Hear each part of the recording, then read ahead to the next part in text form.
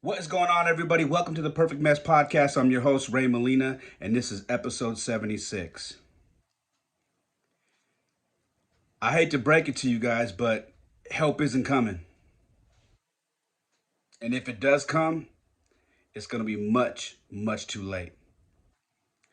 I'm telling you guys this because I always talk about being prepared and I answer questions about why I started working out every day, why I started taking care of my health, and what pushed me to the brink, what pushed me to start getting my physical in control and taking care of myself. And why do I train all the time? What is there something I'm doing? Is it for a purpose? And I always tell you guys that I always think about the unexpected. What if I'm ever in a situation and I need to protect my kids, or I need to protect my family, or I need to protect somebody, or maybe there's somebody that I don't even know that's in a situation and I'm around, maybe I can help them.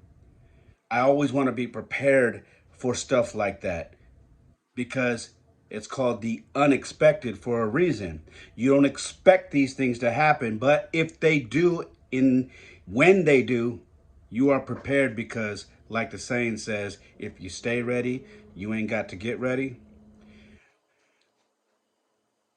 I'm talking about this today because it happened to me last night.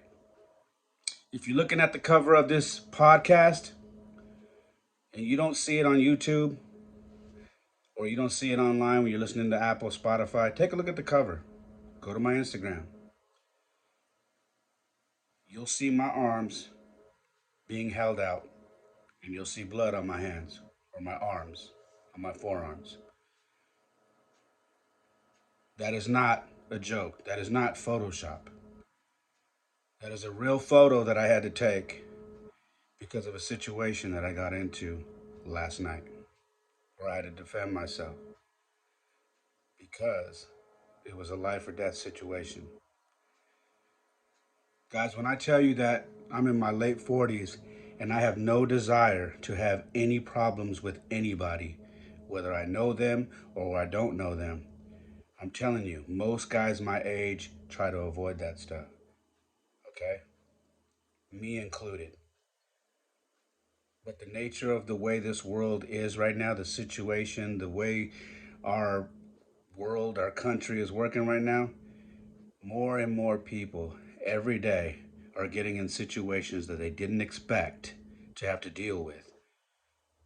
And they're being forced to deal with them. And last night was one of those situations for me.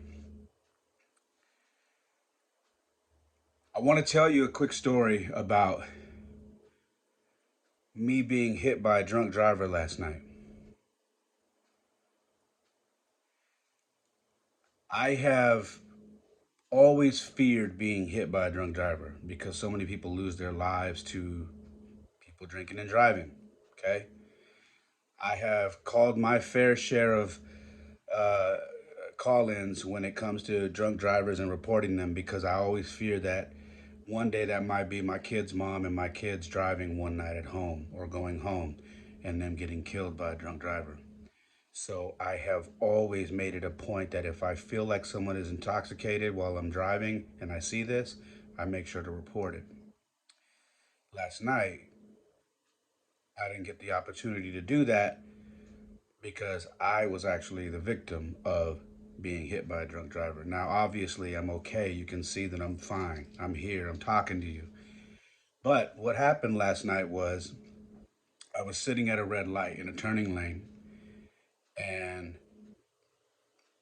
I was there for maybe a minute, and I was rear-ended by a car going about 35 miles an hour. Literally just plowed right into my truck.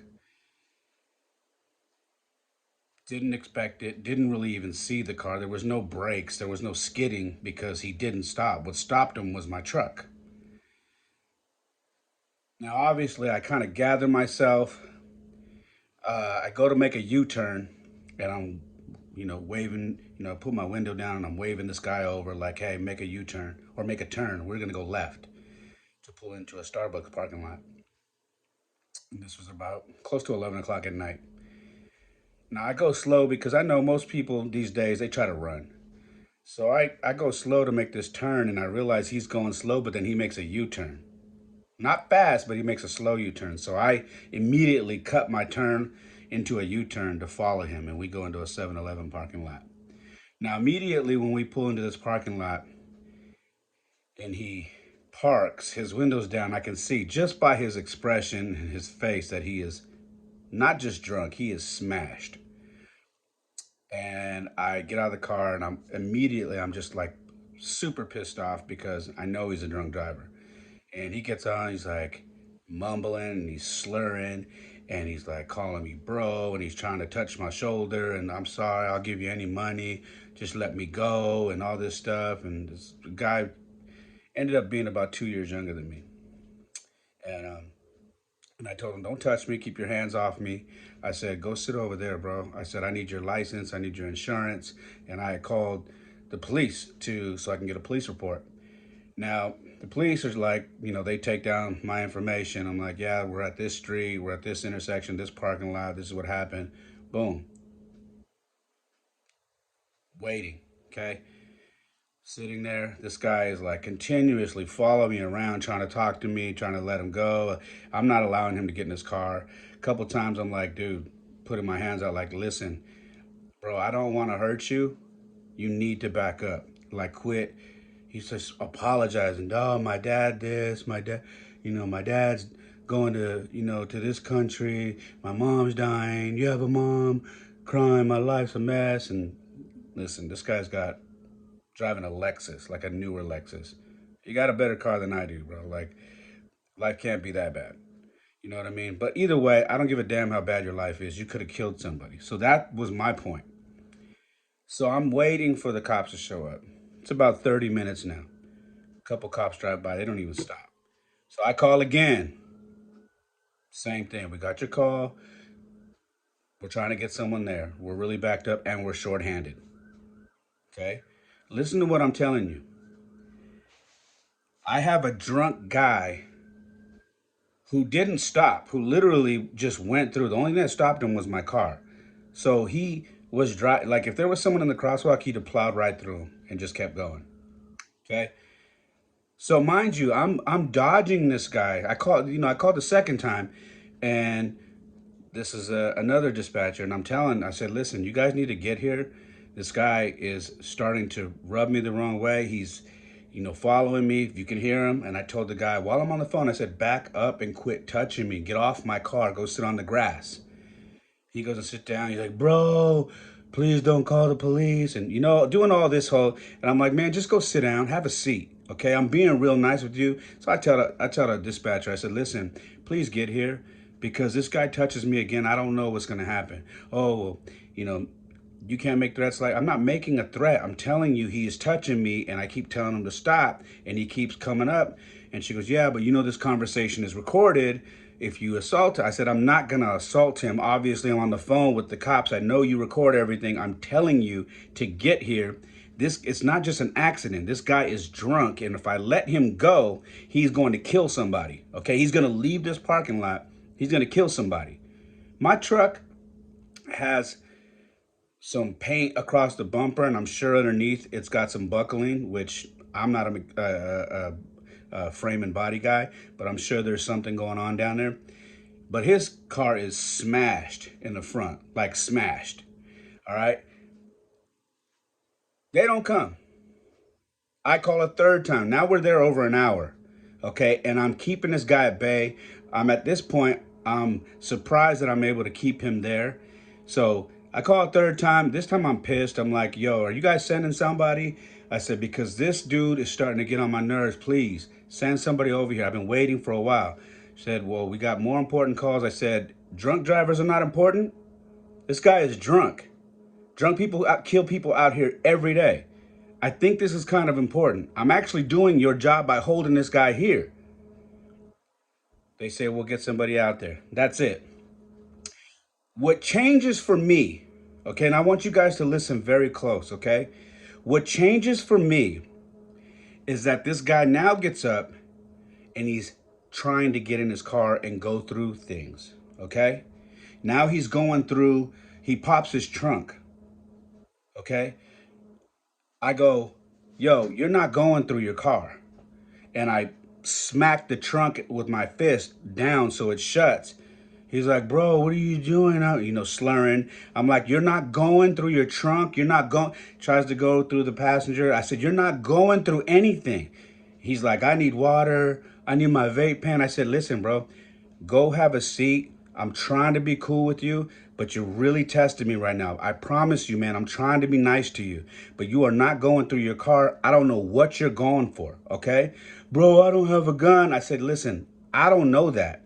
And the fact that you would even bring that up, now I'm a little concerned. Go have a seat and get away from the car. This time I call a fourth time because now I'm concerned because it's been well over it's been over an hour and a half. No cops have come. Nobody has come. I did the right thing. Okay, we're told we get into a situation like this, call the authorities. All right, you know that. You've been in a situation. If you're not at fault, and you're a civilian, you call the authorities, try to make sure you get a police report, yada, yada, yada. Do all that, all the things. I did that. So the fourth time I call, it's now over an hour and a half. I call and I say, hey, I really need you guys to sound. This is my fourth call. Now they know. They're like, we have a call log from you. We know we're shorthanded. Same drill, okay? I go, listen to me. I'm a little nervous now because this guy is trying to go through his car. I don't know what he has in his car, okay? I said, and I don't know how much longer I can hold him here, but he's wasted, he's drunk, and he's going to kill somebody if he leaves here. I said, please send somebody because I don't know what he's trying to get out of his car, but I'm keeping him away from his car. And listen to me very close of what happened next, okay? And this is why I tell you, I train and do things so I can prepare for the unexpected because you just never know when you're going to get put in a situation where you don't know if you're going to have to defend yourself. When I tell you that this man, after an hour and a half of me holding him there, keeping him at bay from his car, waiting for the cops to come because he's drunk and I don't want him to leave and kill somebody. This man, while I'm on 911 talking to a dispatcher, runs at me and says, bro, you're calling, don't call. Fuck you. Swings at me, hits me in the bottom of my chin. Like misses half of my chin, but hits me, grazes it. When I tell you I was just dumbfounded, crazy shocked that this happened while I'm on the phone with an officer, I was blown away. I stumble back. Listen, let me give you the story. Let me set the scene. I have my phone in my left hand, and I have a lanyard that my car keys are on. I always have my keys in the middle of my hand, and I have my lanyard wrapped around my hand, because I always flip it around when I'm walking around, and that's what I was doing. So I happen to have my keys wrapped around my hand, and the minute he hit me, I hear the cop go, "What happened?" What I go, "He just assaulted me. He literally just swung and hit the bottom of my chin." And I'm backing up because I'm like, "What the hell is going on?" So I'm thinking, okay, he's wasted. Try to just keep him at bay, whatever. And listen, when I tell you that I think of certain things when I get in situations, listen, man. I remember watching this video of Jocko Willink. You guys might know who this person is. Hardcore dude, military guy.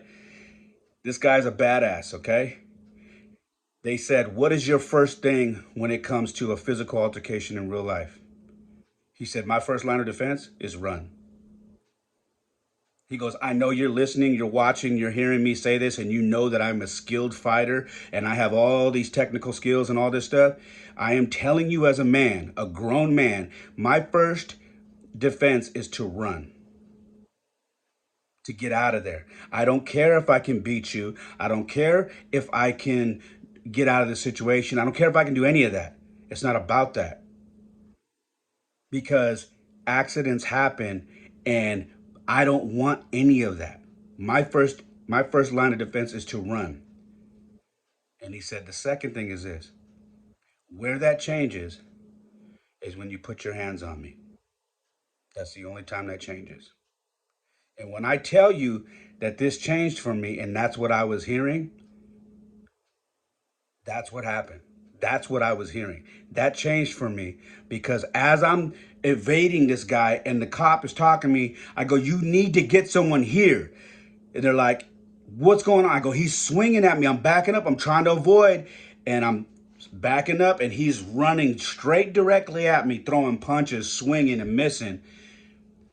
He grazed me again. One time, I have the phone in my left hand again and my keys here.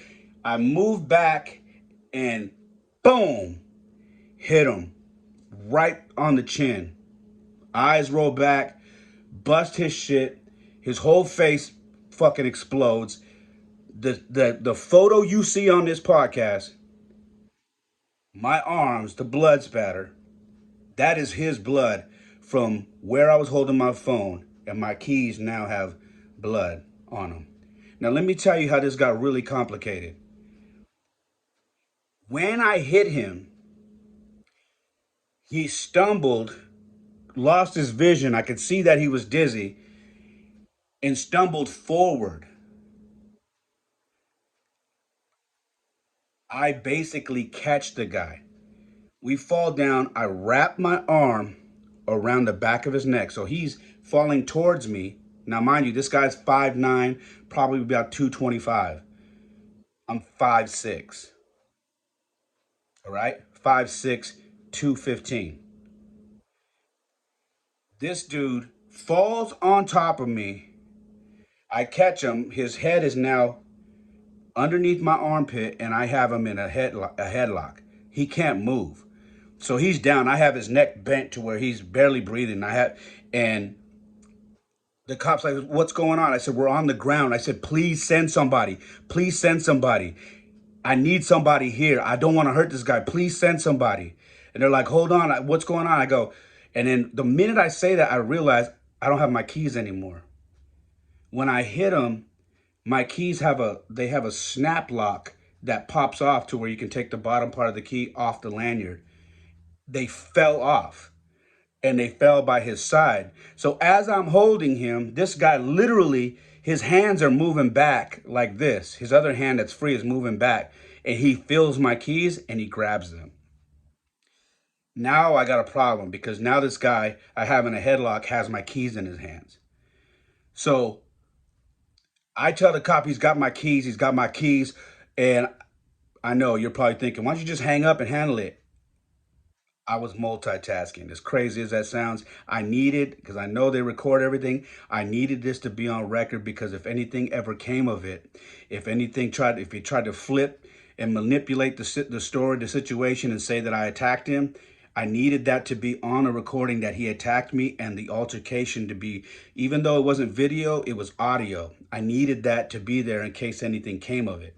So I told the cop, "I need to get my keys." I go, he's gonna possibly take my car. So I flip around, still holding on to him, and then I let go real quick and I slide from underneath him. And when you're drunk, you do crazy shit. And this dude literally got up, leaking all over the place, and takes off running, like, looks like he's gonna fall the entire time. And I chase him because he's running towards the cars. He has my keys. And I go, and the cop's like, "What's going on?" I go, "He's running towards my car. He's got my keys. Hold on, hold on." So I'm running. I go, "Hey!" And he goes, "Fuck you." He turns around and I hit him. Boom. Hit him again. This time he stumbles, falls, boom, lands by a curb. My keys go flying on the grass. I grab my keys.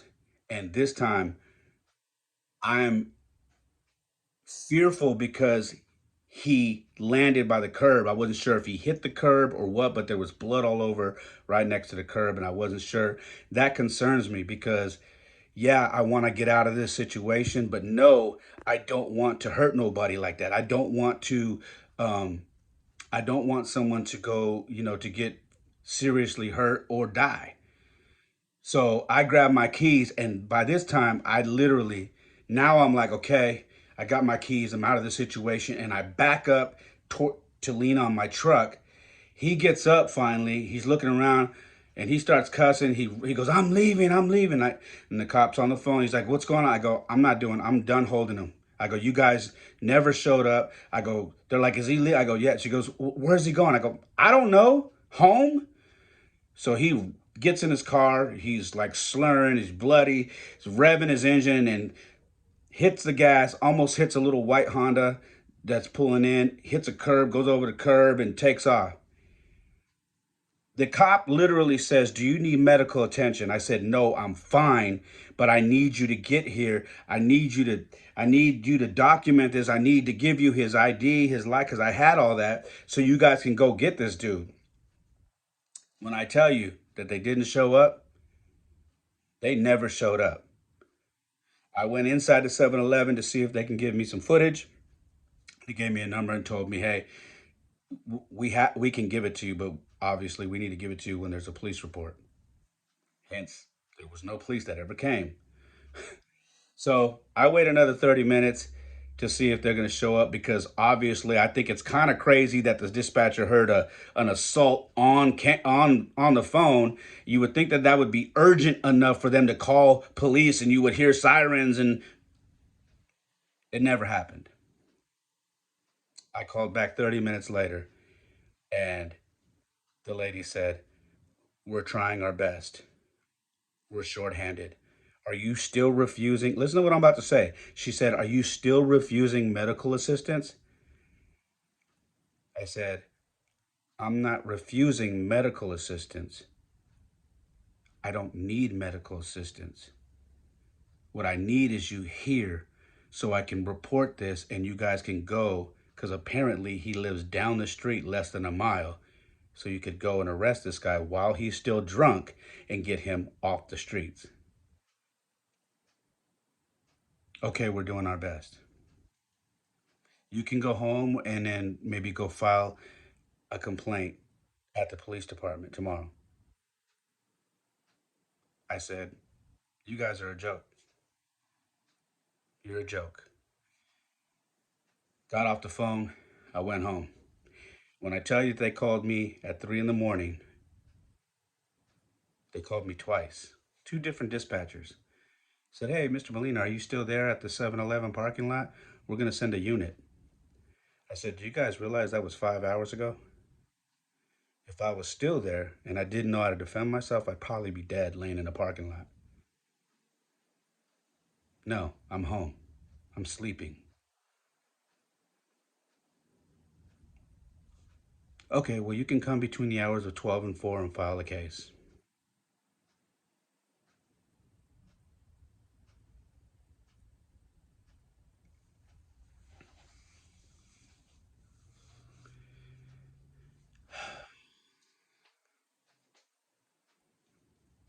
Help isn't coming, guys. It's not coming. There are a lot of you guys who follow me on social media, who listen to this podcast, and you always say, there's a lot of you that say, you kind of make me nervous because you always talk about preparing for the worst. But then I kind of, then there's some guys, even women, that have told me, but then I kind of, it makes sense. So like, I do want to train, but how do I train? When I say train, I mean get yourself in physical fit form, your health, your cardio. Get strong. Take care of yourself. God forbid, I hope this never happens to anybody. Never.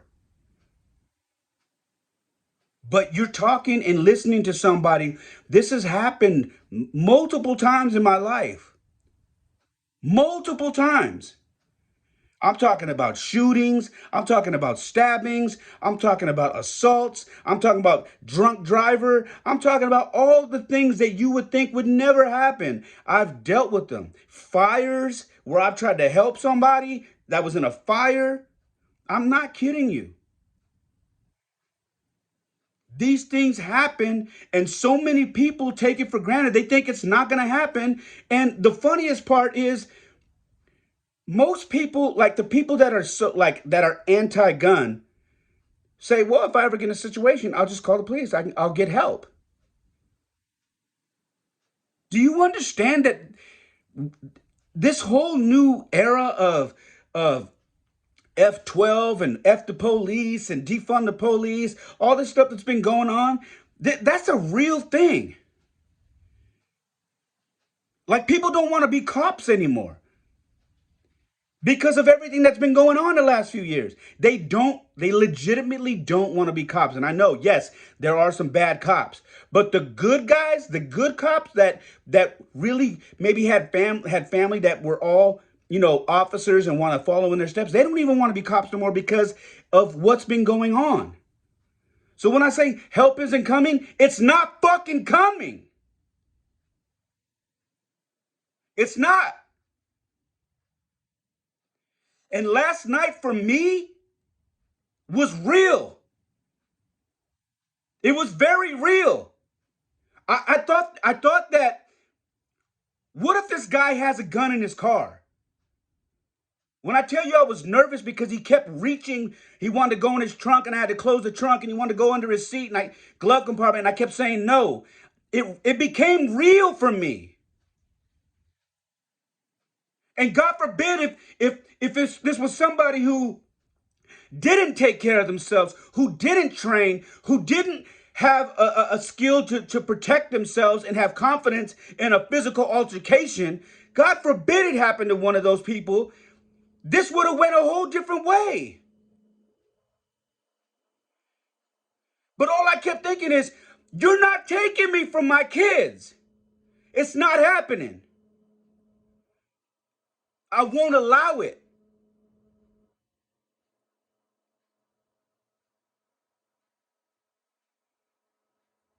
It don't get more realer than that, guys. So if you're sitting at home and you're just wasting away, you're not taking care of yourself, or you're like, I'll get it next year, or that's going to be my New Year's resolution. Guess what? Guys like that and other dudes or other whatever, they don't care about your fucking New Year's resolution because it can happen at any time, at a shopping center, wherever, at the mall, on the street, wherever you're at, it can happen. You see it on social media every day. But so many of us walk around like it's just not going to happen to us. Like it's just stuff we hear on the news.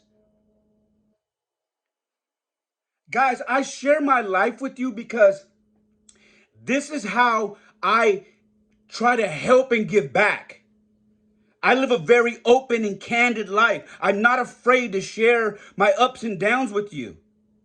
I share my low points, I share my triumphs, I share the in-betweens, I share stuff like this that most people would not share with you. I share it.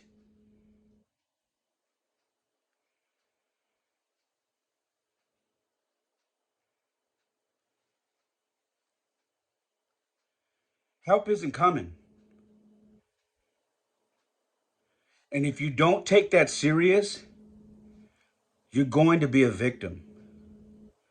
I promise you that. You're going to be a victim. Guys, please be vigilant when you're out there. And if you are not on your shit, please get on your shit. I am not proud of what I had to do to get out of that situation. But I'll tell you what, I thanked God, I prayed, and I was proud that I have done the work. Like I always said, I've taken the steps to prepare myself if this ever happens. I am not invincible. None of us are. That could have went the complete other way. He could have caught me on a fluke and knocked me out and then got in his car and ran me over driving away. I'm well aware that this could have went a whole different way, and it didn't. I thank God for that. If I can inspire you to do something today, please, please, please, please take care of yourselves. Please get your health in order. Please start exercising. Please start learning how to protect yourself. People always say, man, like people in California are so wish-washy about guns. This is what I'm talking about. Like when If this was in another state, this would have went a whole nother way. Because there are gun-toting states where once that guy assaults you, you have the right to defend yourself if you feel like your life is in danger. You guys know I always carry knives on me. I tell you that all the time. It took everything in me to not reach for my knife. Because in my head, I felt confident enough that I could do this physically without defending myself with a knife. That I am proud of. And even during this whole melee that me and him got into, I still was very concerned with him getting seriously hurt or possibly dying when he hit that curb.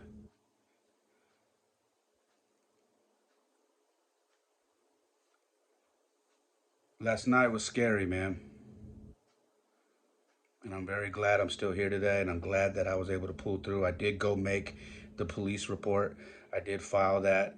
Um, have all the guys' information. So I'm gonna move forward on that because someone like that does not belong out there to kill somebody's family, someone's mother, someone's girlfriend, someone's wife, someone's kids.